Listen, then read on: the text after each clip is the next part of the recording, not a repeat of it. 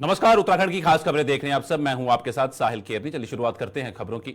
लोकसभा सामान्य निर्वाचन मतगणना की तैयारियों के संबंध में नगर निगम सभागार प्रेस वार्ता करते हुए नगर आयुक्त विशाल मिश्रा ने कहा कि हल्द्वानी के MBPG कॉलेज में 4 जून को होने वाले मतगणना की सभी व्यवस्थाएं पूरी कर ली गई हैं। उन्होंने कहा कि मतगणना सुबह 8 बजे से शुरू होगी। नगर आयुक्त विशाल मिश्रा ने बताया कि MBPG कॉलेज हल्द्वानी में 4 जून को होने वाली मतगणना के लिए जनपद की 6 विधानसभाओं में कुल 84 टेबल लगाई जाएंगी।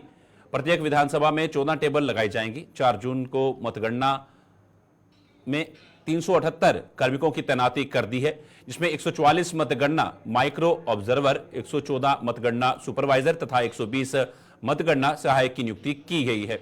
मतगणना में सभी कार्मिकों को ड्यूटी आदेश दे दिए गए हैं तथा सभी कार्मिकों को 30 मई व 2 जून को प्रशिक्षण दिया जाएगा। देखिए, मतगणना को लेकर के जनपद नैनीताल की जो टीम है वो पूर्णतया तैयार है। 144 माइक्रो ऑब्जर्वर, 114 सुपरवाइजर और 120 मतगणना सहायक इनकी ड्यूटी लगा दी गई है। इनके ड्यूटी ऑर्डर भी वितरित किए जा रहे हैं। इनका प्रशिक्षण 30 मई और 2 जून को किया जाएगा। इस संदर्भ में समय समय पर चुनाव आयोग से, भारतीय केंद्रीय चुनाव आयोग से जो भी निर्देश प्राप्त हो रहे हैं, जो भी प्रशिक्षण सेशंस आयोजित हो रहे हैं, उसमें भी हमारी टीमें प्रतिभाग कर रही हैं। और इसमें 6 विधानसभाओं में कुल 84 टेबल्स लगेंगी, अर्थात प्रत्येक विधानसभा में 14 टेबल लगेंगी। तो ये हमारी तैयारियां पूरी हैं, प्रशिक्षण की भी शेड्यूलिंग है, सारा कुछ तैयार है। समय समय पर हमारा मीडिया सेंटर बन रहा है वहाँ पर, तो समय समय पर हर 1-2 घंटे में पूरी पार्लियामेंट्री कॉन्स्टिट्यूंसी का जो डेटा है वो हमारे मीडिया के भाइयों के साथ शेयर किया जाएगा। और इसको कोऑर्डिनेट करने के लिए हमारी DIO और वहाँ की DIO जो भी नोडल अधिकारी हैं वो आपस में कोऑर्डिनेट करते रहेंगे। सर, काउंटिंग की प्रोसेस कैसे होगी? कितने बजे काउंटिंग होगी सर? पहले स्टार्टिंग में कौन से वोट? स्टार्टिंग में हमारा पोस्टल बैलेट शुरू होगा पहले, जो कि पहले उधम सिंह नगर में जहाँ पर पोस्टल बैलेट की काउंटिंग की फैसिलिटी है वहाँ पे शुरू होगा। राज्य निर्वाचन आयोग ने मतगणना के लिए सभी तैयारियां पूरी कर ली हैं। मुख्य निर्वाचन अधिकारी BVRC पुरुषोत्तम ने बताया कि 4 जून को प्रदेश भर में सुबह 8 बजे से मतगणना शुरू होगी। सबसे पहले पोस्टल बैलेट की काउंटिंग की जाएगी, जबकि सुबह 8:30 बजे EVM की काउंटिंग शुरू होगी। उन्होंने बताया कि मतगणना स्थल की 3 लेयर सुरक्षा की व्यवस्था की गई है। इसके अलावा राज्य की 70 विधानसभाओं की काउंटिंग के लिए 91 काउंटिंग हॉल बनाए गए हैं। उन्होंने बताया कि निर्वाचन आयोग की कोशिश है कि दोपहर 1 से 2 बजे तक परिणाम घोषित कर दिए जाएं।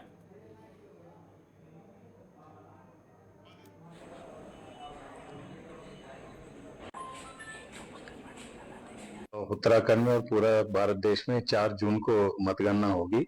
सुबह 8 बजे मतगणना शुरू होगी।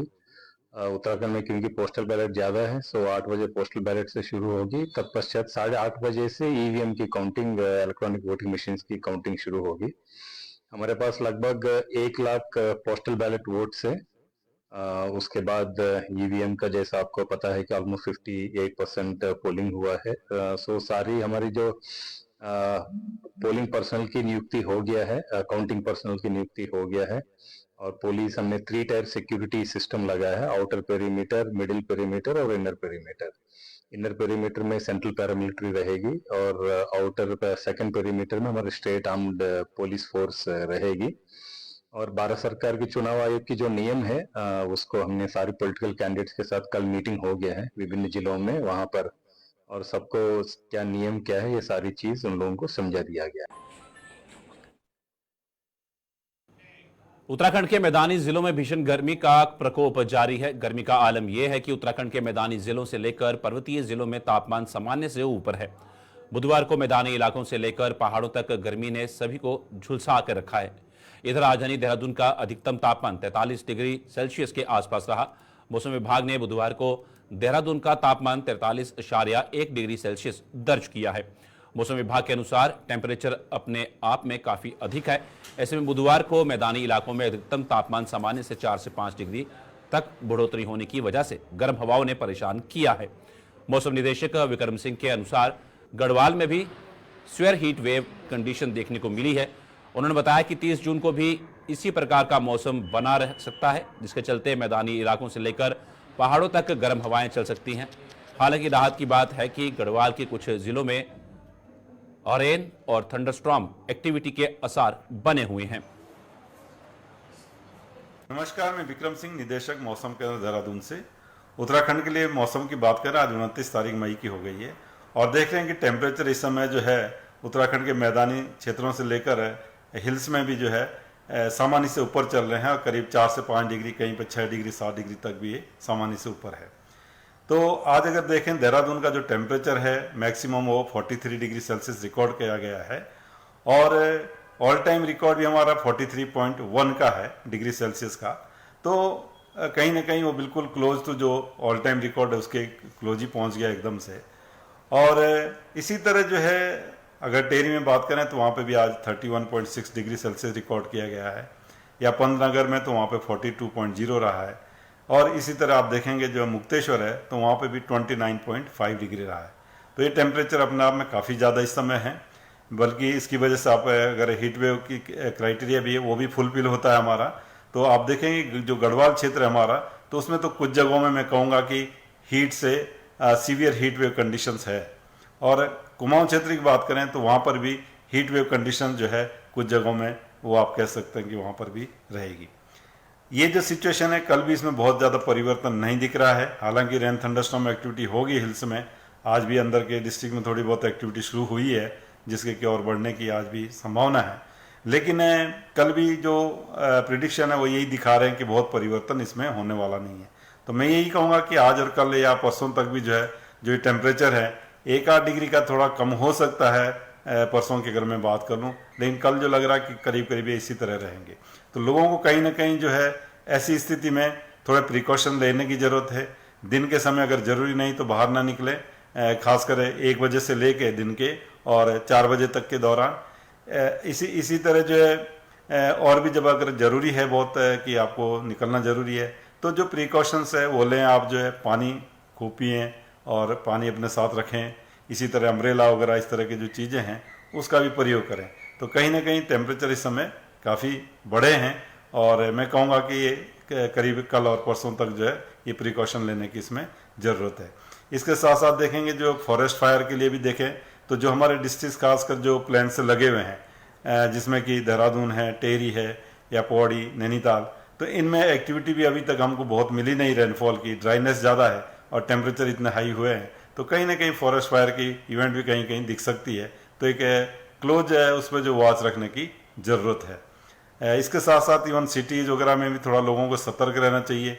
इलेक्ट्रिक शॉर्ट सर्किट या इस तरह की चीज़ें हैं, इस पर एक क्लोज वॉच रखना चाहिए। तो वो चीज़ों का भी ध्यान रखेंगे। तो ये 2 दिन मैं अभी कहूँगा कि और थोड़ा प्रिकॉशन की ज़रूरत। उसके बाद रेन थंडरस्टॉर्म एक्टिविटी बढ़ेगी, प्लेन्स में भी वो थोड़ी बहुत मिलेंगी और हिल्स में तो मैं कहूँगा स्कैटर्ड एक्टिविटी परसों के बाद से वो मिलेंगी। 1-2 तारीख में ठीक ठाक एक्टिविटी है, लेकिन उससे पहले जो थोड़ा और रुक करेंगे हमारे साथ हमारे संवाददाता इसी पे ज्यादा जानकारी देंगे देहरादून से धनराज गर्ग। धनराज, जिस तरीके से किस तरह उत्तराखंड में भी नौतपे का असर देखने को मिल रहा है तो किस तरह की एडवाइजरी जो है प्रशासन द्वारा जारी की गई है और किस तरह की हिदायत लेने की कहा गया है? सर देखिए, जो गर्मी का सिस्टम है वो उत्तराखंड के अंदर चलता हुआ नजर आ रहा है और इंसान ही नहीं बल्कि पशु पक्षी भी कहीं ना कहीं होते हुए नजर आ रहे हैं, क्योंकि लगातार हम देख रहे हैं कि जो तापमान है वो उत्तराखंड के अंदर 45 डिग्री तक पहुंच रहा है। और आज की यदि हम बात करें तो आज भी 43 डिग्री सेल्सियस तापमान रिकॉर्ड किया गया है मौसम विभाग के अनुसार। और उसके साथ ही आप देखिएगा कि मौसम विभाग ने साफ तौर पर जो प्रिकॉशन होते हैं वो लेने के निर्देश दिए हैं और एक जागरूकता अभियान के रूप में कहा है कि इस तरीके से प्रिकॉशन लिए जाने चाहिए कि जब भी वो 1 बजे से लेकर 4 बजे के बीच घर से ना निकलें और अगर ज्यादा ही जरूरी हो घर से निकले तो वो पानी पीते रहे और पानी अपना साथ में रखें। और इसी तरीके से आप देखिएगा कि जो जंगलों की यदि हम बात करें, पशु पक्षियों की बात करें तो वो भी कहीं ना कहीं इससे परेशान हो रहे हैं, क्योंकि जो प्राकृतिक स्रोत है वो सूखते हुए नजर आ रहे हैं और जिसके कारण जो पशु पक्षी हैं वो बस्तियों का रुख कर रहे हैं और जिससे बस्तियों में अपनी प्यास बुझाने के लिए पशु पक्षी रुख कर रहे हैं। लेकिन बस्ती वालों का जो कहा जाए कि जो एक डर है वो भी बनता हुआ नजर आ रहा है। लेकिन वही देखें कि मौसम विभाग की तरफ से जैसे कहा जा रहा है कि अभी 1 तारीख तक कोई राहत उत्तराखंड वासियों को नहीं मिलने वाली है और लगातार जो तापमान है वो सामान्य से भी अधिक देखने को मिलेगा। लेकिन वही मौसम विभाग ने ये भी कहा है कि 1 तारीख से 2 तारीख तक कहीं ना कहीं रेनफॉल जरूर देखा जा सकता है। जी धनराज, जिस तरीके से तापमान में गिरावट देखने को नहीं मिलेगी आने वाले समय में, तो किस तरह का प्रशासन जो है वो कार्य करता वहां पर नजर आ रहा है? अगर हम वनाग्नि की बात करें तो लगातार वनाग्नि की घटनाएं उत्तराखंड के अंदर बढ़ती हुई नजर आई हैं, तो इस टाइम ताजा स्थिति जो है वो क्या बनी हुई है वहां पर? तो किस तरह का कार्य जो है वो प्रशासन द्वारा इस पे किया जा रहा है? बिल्कुल साहिल, देखिए जो वनों की स्थिति है, यदि हम बात करें अभी पिछले कुछ दिनों की, तो लगातार वनों में अग्नि का प्रकोप देखने को मिल रहा था। लगातार जंगल धधकते हुए नजर आ रहे थे, लेकिन अभी कुछ राहत जरूर मिली थी, क्योंकि बीच में जो बारिश हुई थी, बूंदाबांदी हुई थी, उससे अग्नि की घटनाएं तो कम हुई हैं। लेकिन जिस तरीके से तापमान बढ़ता हुआ नजर आता है, तो ऐसे में कहीं ना कहीं वनों में अग्नि की घटनाएं अधिक बढ़ने की संभावना बनी रहती है। और इसके लिए लगातार जो वन विभाग की टीम है या फिर अन्य प्रशासन है, वो लगातार इस पर सतर्क भी रहता है और लगातार जो आग जंगलों में लगती है उसको बुझाने का काम भी करता है। और वहीं देखेगा कि जो प्रशासन है, प्रशासन ने साफ तौर पर जनता से भी अपील की है कि जो मौसम विभाग की तरफ से कहा गया है कि 1 बजे से लेकर 4 बजे तक घरों से बाहर ना निकलें, और यदि उनको जरूरी है तो तभी वो घरों से बाहर निकले, और उसके साथ भी कहीं ना कहीं अपने जो प्रोकेशन है वो अपनाते रहें। क्योंकि पानी की बात उन्होंने कही है कि पानी अपना साथ में रखे, पानी पीते रहें। इसके साथ ही ग्लूकोज की बात उन्होंने कही है कि ग्लूकोज भी वो पी सकते हैं। और ऐसे में क्योंकि जो कहा जाए कि जो हीट वेव है वो कहीं ना कहीं बढ़ती हुई नजर आ रही है। धनराज, जिस तरह से हम देख रहे हैं बढ़ती हुई गर्मी की वजह से लगातार पानी की किल्लत से भी जूझ रहे हैं वहां पर लोग, और ये देखने को मिल भी रहा है कि पानी की शिकायतें नहीं होना वहां पर, तो उसके बाद ये सामने भी आ रही थी। उसके लिए प्रशासन किस तरह की कार्रवाई कर रहा है? किस तरह पानी मुहैया जो है वहां के लोगों को करवाया जाए? गढ़वाल की बात करूं, जसपुर की बात करूं, तो काफी वहां से शिकायतें मिल रही थी। बिल्कुल साहिल, आपने सही कहा है कि गर्मी का सीजन जब भी आता है तो पानी की किल्लत जरूर देखने को मिलती है। और लगातार आप देख भी रहे होंगे कि चाहे हम जसपुर की बात करें, उधम सिंह नगरी की बात करें, या फिर राजधानी देहरादून की बात करें, या अन्य क्षेत्रों की बात करें, तो कहीं ना कहीं पानी की समस्या जरूर होती है। और ऐसे में मुख्यमंत्री पुष्कर सिंह धामी लगातार पेयजल निगम को भी निर्देश देते हुए नजर आते हैं, तमाम विभागों को निर्देश देते हुए नजर आते हैं कि जो भी उत्तराखंड वासी हैं उनको पानी की दिक्कत नहीं होनी चाहिए, उनके लिए तमाम व्यवस्था की जाए। क्योंकि गर्मी के सीजन में लाजमी है कि पानी की दिक्कतें होती हैं, लेकिन उसके लिए एक प्रबंध किया जा सकता है। उसके लिए जो टैंकर है प्रशासन की तरफ से वो जगह जगह पर भेजे जाते हैं। और ये देखने में भी आता है कि लगातार जो पेयजल विभाग है वो कहीं ना कहीं उन टैंकरों के माध्यम से उन लोगों तक पानी की आपूर्ति करता है जहां पर इस तरह की दिक्कत होती है। और क्योंकि आप देखिएगा कि उत्तराखंड के अंदर 4 धाम यात्रा भी चल रही है, और 4 धाम यात्रा में भी आप देख रहे होंगे कि लगातार पानी की समस्याएं कहीं ना कहीं निकलकर सामने आई है। उसके लिए भी मुख्यमंत्री पुष्कर सिंह धामी अधिकारियों को निर्देश दे चुके हैं कि प्रत्येक व्यक्ति को पानी मिलना चाहिए, किसी को कोई दिक्कत ना हो, उसके लिए तमाम व्यवस्थाएं वहां पर की जाए। धनराज, मेरा आखिरी सवाल रहेगा आपसे। जिस तरीके से हम देखते हैं कि जैसे भी तापमान बढ़ता है तो अक्सर जो सैलानी हैं वो पहाड़ों का रुख करते हैं, और जाहिर सी बात है उत्तराखंड का रुख काफी सैलानी करते हैं, तो उस हवाले से बताइएगा क्या असर पड़ता हुआ नजर आ रहा है? जिसमें तापमान उत्तराखंड में भी काफी ज्यादा देखा जा रहा है, तो क्या सैलानी वहां का रुख कर रहे हैं? क्योंकि ये अब छुट्टियां पड़ चुकी हैं बच्चों को, और वहां पर काफी तादाद में लोग पहुंचते हैं।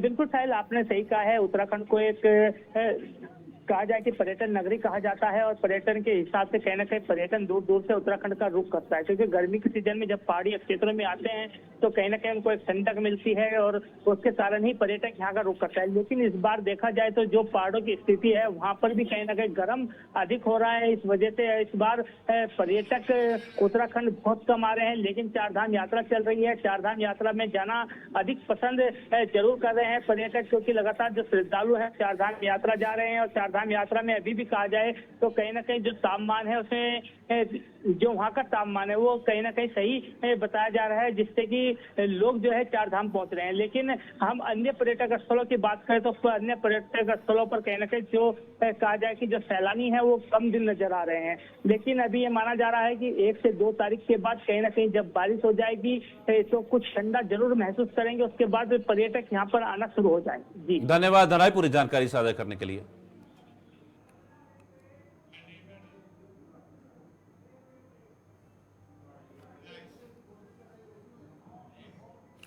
लक्सर कोतवाली क्षेत्र में एक शव मिला है। शव मिलने के बाद इलाके में सनसनी फैल गई। बता दें कि मृतक के पास से मिले दस्तावेजों के आधार पर मृतक की पहचान की गई है। मृतक की पहचान नरेश पुत्र राधाश्याम निवासी नारायणगंज रामलीला ग्राउंड उज्झानी जिला बदायूं के रूप में हुई है। फिलहाल मौत के कारणों का पता नहीं चल सका है। शव मिलने के बाद पुलिस को सूचना दी गई। पुलिस ने मौके पर पहुंचकर शव को अपने कब्जे में लिया और पंचनामा भरकर पोस्टमार्टम के लिए भेजा, और पुलिस अब आगे की कार्यवाही में जुट चुकी है।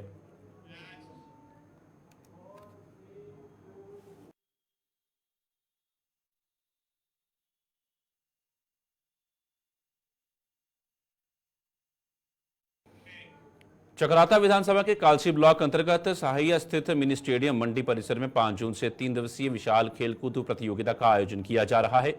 सहाइया वैली क्रीड़ा एवं सांस्कृतिक समिति के द्वारा विकासनगर में पत्रकारों से वार्ता में कहा कि 5 जून से 7 जून तक आयोजित होने जा रही इस विशाल खेलकूद प्रतियोगिता में अन्य राज्यों से महिला एवं पुरुष की टीमें प्रतिभाग करेंगी। खेलकूद प्रतियोगिता के साथ साथ सांस्कृतिक कार्यक्रम भी आयोजित किए जाएंगे। समिति के पदाधिकारी का कहना है कि खेलकूद प्रतियोगिता के पीछे मुख्य उद्देश्य जॉनसर बाबर की विरासत एवं युवा खेल प्रतिभाओं को एक उचित प्लेटफॉर्म देकर उन्हें उभारना है, ताकि युवा प्रतिभाएं निखर कर राष्ट्रीय एवं अंतर्राष्ट्रीय स्तर की प्रतियोगिताओं में भाग ले सकें और खेलकूद के क्षेत्र में भी अपना करियर बना सकें।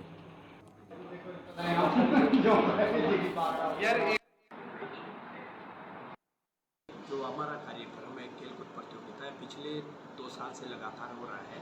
पिछले बार भी लगभग 45 प्रो के खिलाड़ी खेले थे उसमें।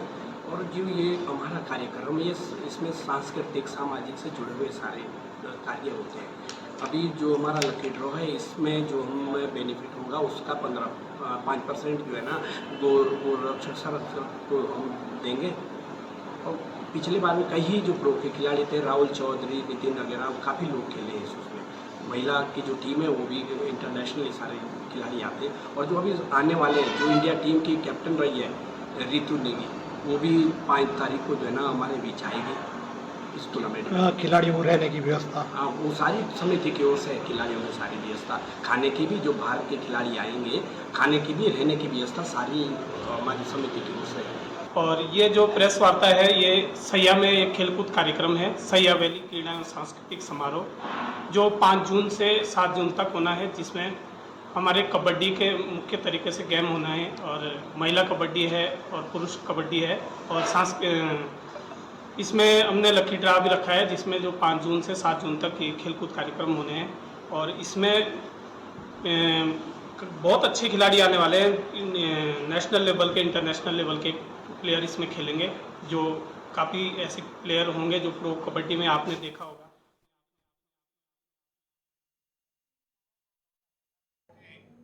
लालकुआं नगर सहित बिंदुखता क्षेत्र में अघोषित बिजली कटौती व लो वोल्टेज तथा गोला नदी में तटबंध निर्माण सहित 3 सूत्रीय मांगों को लेकर आज कांग्रेस कार्यकर्ताओं ने तहसील कार्यालय पर नारेबाजी करते हुए तहसील के वरिष्ठ प्रशासनिक अधिकारी विपिन चंद्र पंत को मुख्यमंत्री के नाम ज्ञापन सौंपा, जिसमें उन्होंने जल्द बिजली आपूर्ति सुचारू कराने की मांग की।